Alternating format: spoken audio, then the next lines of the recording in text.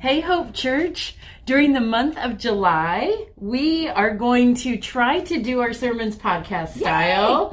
We're really hoping that doesn't mean you just have two people preaching at you for 4 weeks, because we like to preach. We do. But hopefully this will be like a glimpse into just a conversation. Yeah. We talked about doing a podcast in staff, and Jordan was like, I think everyone needs to see the way the two of you think, because poor Jordan, he has us, and it's a lot of fun.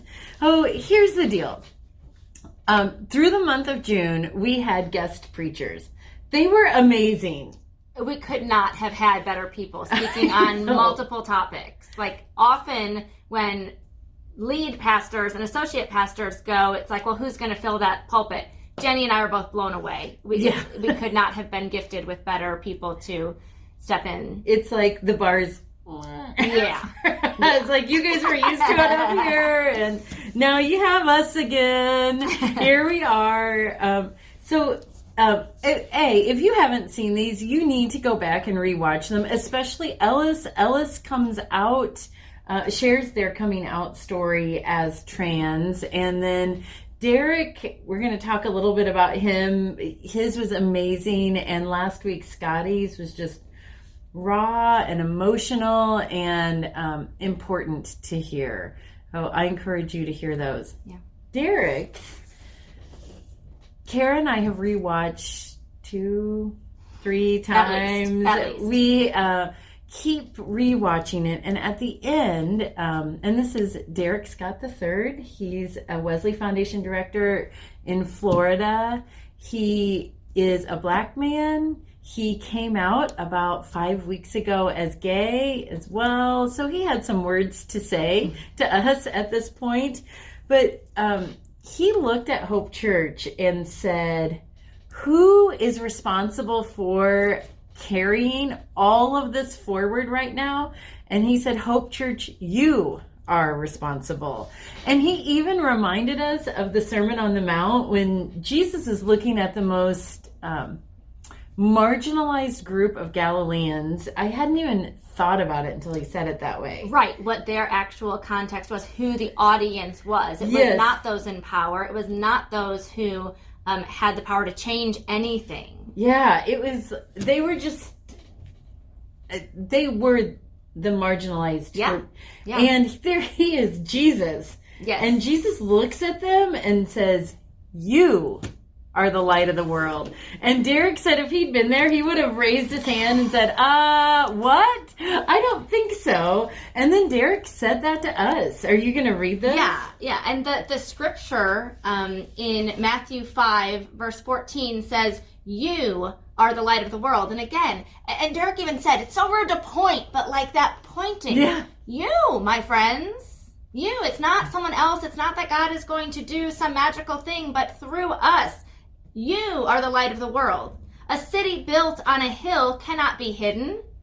No one, after lighting a lamp, puts it under a bushel basket. So we all know this song, right? We don't hide our light. This little light of mine. Maybe everyone doesn't know it. Maybe not. I'll sing it to you sometime.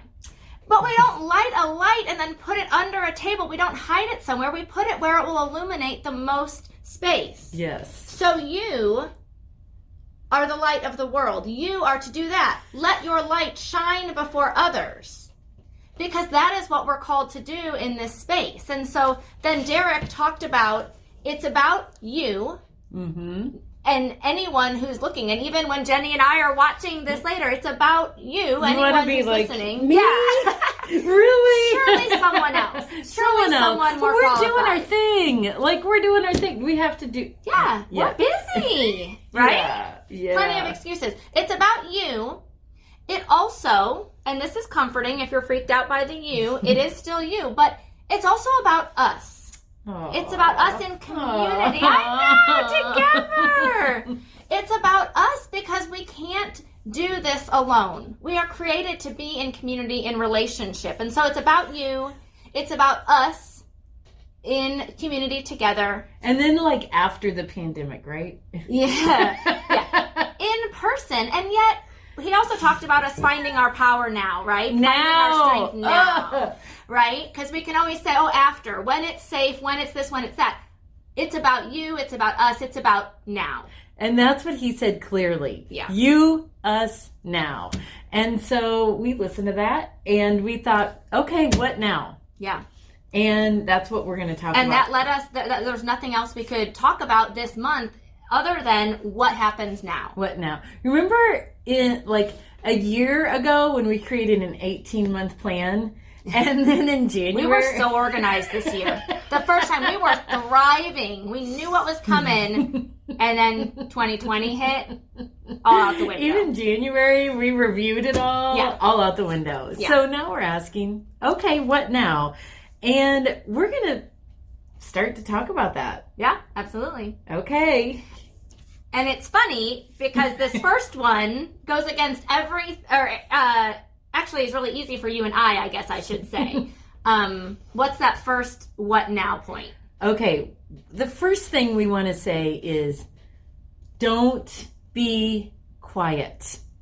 If you feel shy, if you feel like, hey, I can say Black Lives Matter, but not around some of my family or friends, or maybe I can't post it, or I'll say it at church, but we're saying no, now, you, us, now, Black Lives Matter. Yeah. Don't be quiet. We can't, and no one has ever accused Jenny or myself of being quiet, ever. No. You know that we are in a building because you can hear us laughing or talking or whatever the case may be. But it's not, but words matter. That's something also that we've been learning throughout this, is that it's not a matter of just making a lot of noise, but using words that matter. And it is critical to say Black Lives Matter. This is the issue at hand right now. This is absolutely where we need to be having these conversations. And it can be tempting to be quiet because we might feel like we don't know what we're doing. Yeah. It's okay. Yeah. We're going to mess up. We'll just go ahead and say that. We'll mess up. But you know what I love about this church?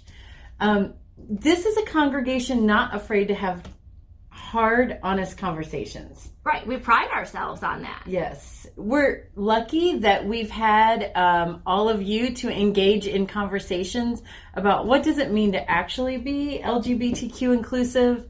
Where are we getting it right? Where are we getting it wrong? Where do we need to lean in and listen more? Yeah, absolutely. And then another thing I love about being in Bloomington Normal, and this includes many of you at Hope Church, and maybe some of you who are around the country listening to this, we have the resources to talk about people who have different learning abilities and who are differently abled. And we can have those hard, honest conversations. So we're really set up to have hard, honest conversations. Yeah, and I've also seen and been so encouraged by our people because as they are posting, as they are using even social media as a way to use their voice and to be very clear about where they stand, it's also evidence that each of you are learning. Again, not just making noise, but finding the important words and using those. And so many, especially during Pride Month, these kind of, there's a resurgence of these memes or these images of Jesus standing with the marginalized. Jesus not in the church, but standing with, usually it's a little rainbow sheep or something adorable like that. And so one of my... I haven't seen that. Oh! TheNakedPastor.com. Oh, okay. Yeah, they're my favorite. So even as sharing some of those and realizing that Jesus stands with those who are marginalized, as we are in this church that has hurt so many, that has been on our church, hopefully. Not our church, the church, big church, other churches where we've been harmed, where people have been hurt or excluded, and it's been on the wrong side of history so many times. We have the opportunity and the responsibility not to be quiet as a church, as Hope Church, who we are now, to say, we're going to be on the right side of history. We hope so. God is on the right side of history, right? God cannot not be. Exactly. And it's been weird. So we both are connected to amazing colleagues of a number of different denominations across the country where we've been talking and having conversations. It's been a lot harder to find conversation partners in Central Illinois. Church conversation partners. Right. Interestingly, my 73-year-old dad, who probably is watching this, I just shared his age, is reading the book White Fragility and learning from it and sharing that learning with me. So there's not an age that you're kind of beyond learning, and he speaks out. We were at a baseball game, and it was my dad who said, I noticed that your children are some of the only brown children who are present at this baseball game. He is the one who noticed that. And and that's part of that not being quiet. Not quiet. Only is he reading and learning, not only is that our call, but that then we share what we've learned. He shared, and I don't know, maybe he would have, but I don't know if 2 weeks ago that would have stuck out to him to notice. So he's learning, and then he's not quiet. Yeah, and that's that putting that light on the top of the table, right? Shining it, sharing it with others. So the first is don't be quiet. The second, what now, where we're at, is don't quit. Yeah.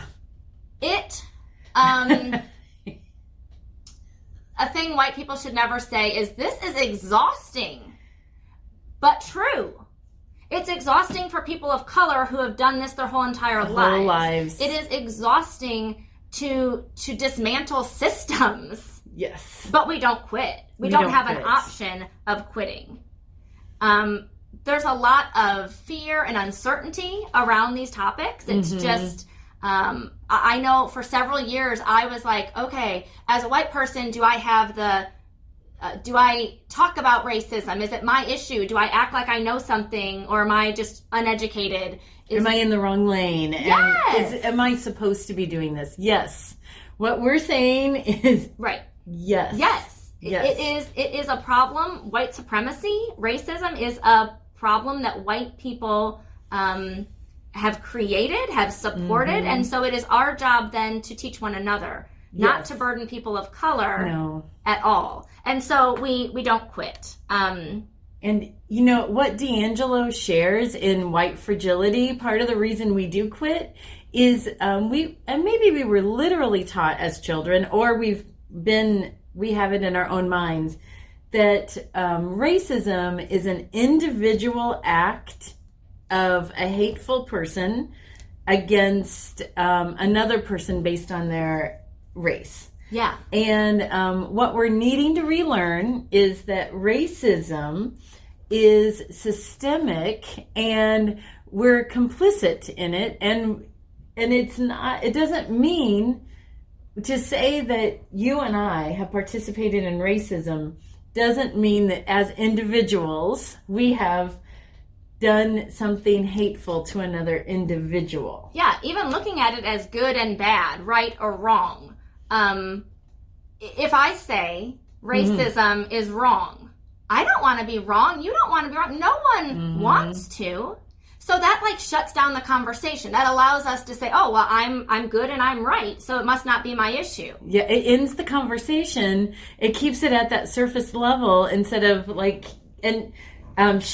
D'Angelo talks about a pier, that we stay on top of the pier and it's time to get underneath and even in the waters and talk about it. And sometimes even just acknowledge that we're swimming in the waters already. We're already swimming in the waters. That's been our life, and we don't even recognize oftentimes that is just the life that we have been living, because to us as non-melanated folks, as my friend likes to call us, it's just the norm.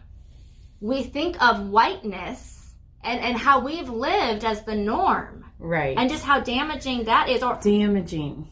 And how empowering it is and how healthy it is to recognize that.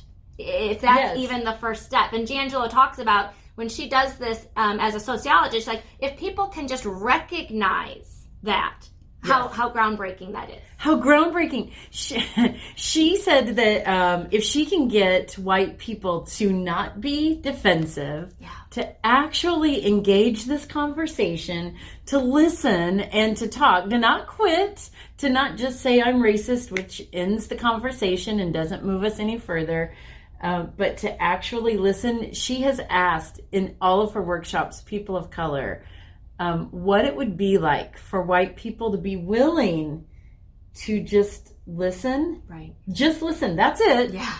And the answers that she gets from people of color is it would be revolutionary. Yeah.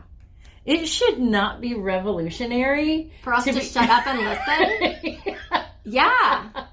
Yeah. So it's sort of funny because we start with the phrase "don't be quiet," we move to "don't quit," yeah, and then kind of balancing out that circle is "don't fail to listen," right? Or to put it in the positive, do listen. Listen. Yes. Right. If anything else seems overwhelming, just listen. That's all.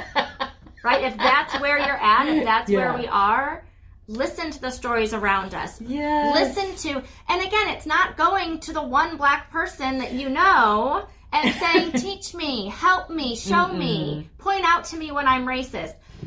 Go to the library, get on Google, find a podcast. I mean, there are so many voices that are already speaking out there. Even if it's not for us as white people, it's available to us. It's available. You know what's been cool in this town? You don't even have to leave Bloomington Normal. The pride that we have in the teenagers in this town. Kara is connected to a young man named Justin, right? And he's been one of the speakers. Yeah, there's a Black Student Union that was started by Jasmine Jordan at Normal Community West High School. Where your kids go, Where right? my kids go to school. And I have just been honored to just stand on the side and say, lead us. Lead us. It is not for me. It is not for our generations. It is for us to hold the mic. And these students are ready. They are living. They are recognizing that they are in the midst of a revolution, and they are doing it so well. Are you going to share what you heard in your own living room? Oh, yes. I think I blocked that a little bit. So a group of teenagers. Because when we think of old people in the church, we'd like to not think of us. In like a few regular weeks church. here, I'm going to turn 40, and that even seems weird, right? Like I'm still a youngin', and I'm like a totally connected parent and all of that. Well, these teenagers were talking in my house very plainly about racism, and they were like, yeah, we just need all these old people to die. Sorry, Mom. We just need all of you to die, and we'll take over, and this won't be a problem anymore. But kind of I don't want us to die, but kind of for real. We need to at least get out of the way. We need to get out of the way and listen. This week we saw online, we have dear friends from when we lived in England. We were both in the same town. He was the Anglican priest. I was the Methodist pastor. We worked across the street from each other. And in the years to come, we would both build our families through adoption. Both of the girls that this family adopted are blind. And when my kids got to meet their kids, they just clicked. These are amazing girls.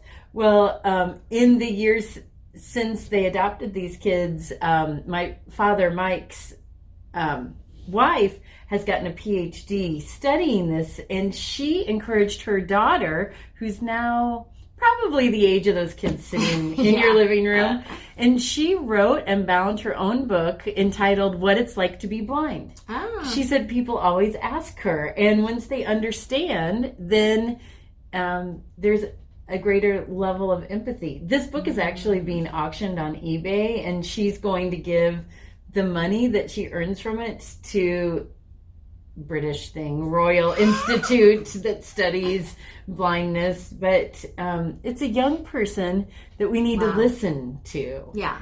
And how that can change the dialogue, how that opens up the conversation. Yes. When we're not afraid of our ignorance. When we have information, it empowers us then to have educated conversation. Yes, because there are things that we don't know about what it's like to go through life not being able to use our eyes. Yeah. And as one of our senses. Yeah. Well, the same is true when we're having conversations about race.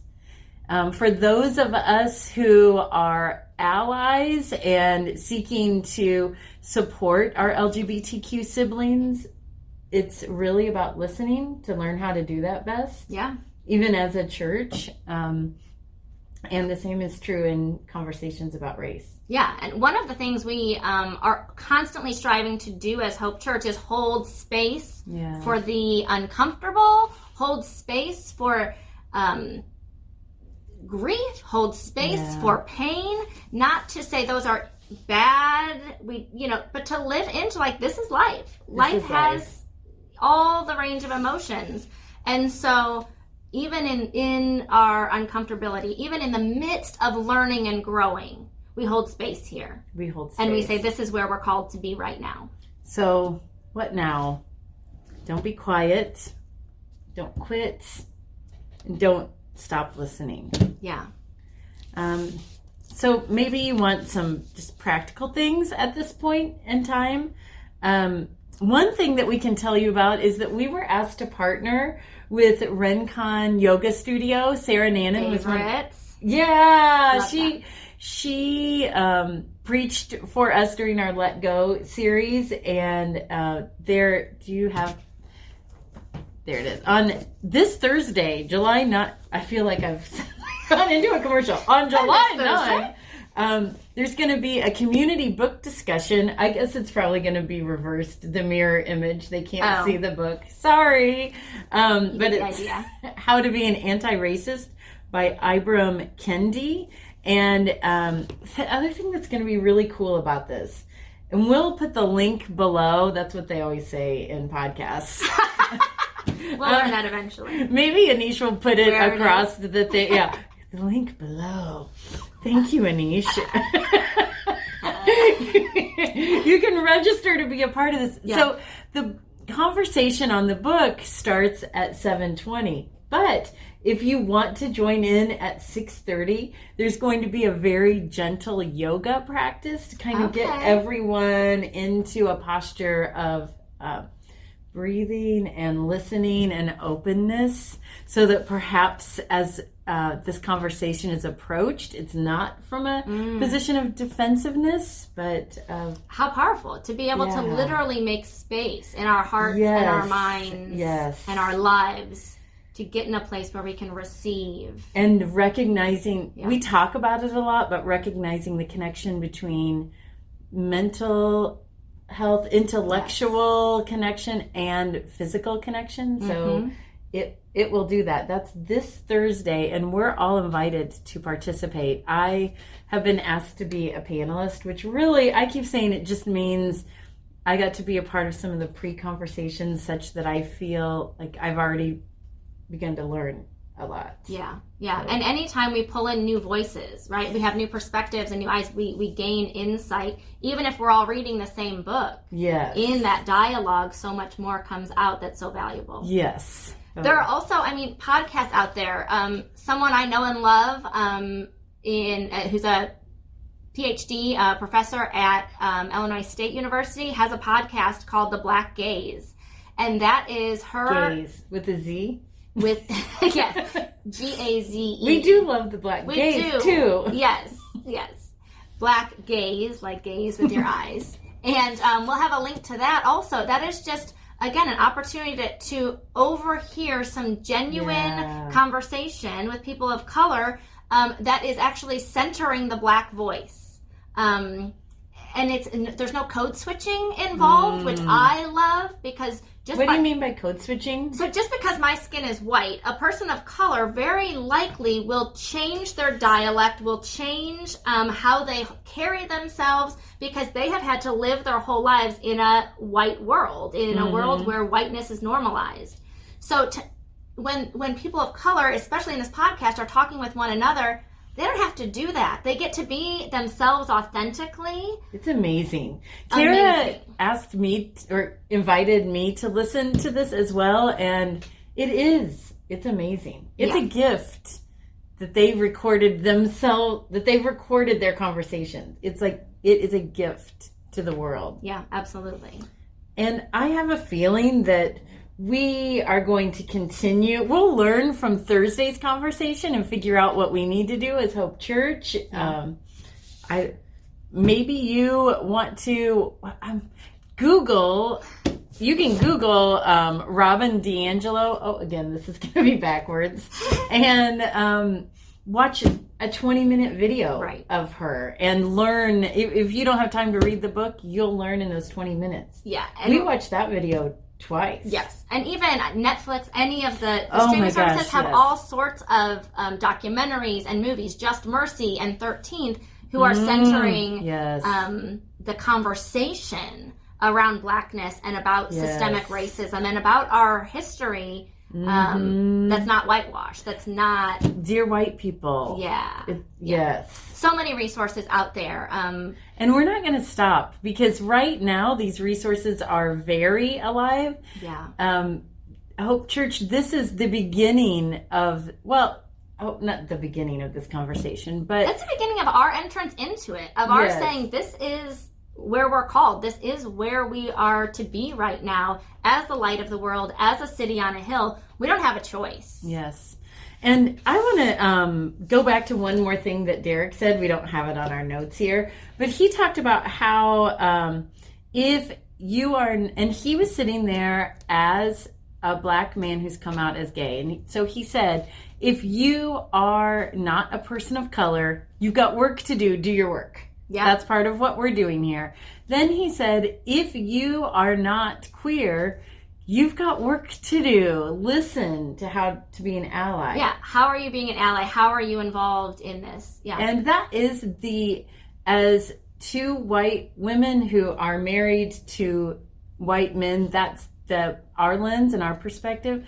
But he said a third thing. Yeah. And he said, if you are someone who is being marginalized, he said if you bear marginalized labels, if you identify. And I think that's so powerful. Yeah, that is the way he said that. Then he said, I wanted him to say, take a nap, go for a walk. That's what I longed for him to say. And what he said was, find your strength now. Yeah.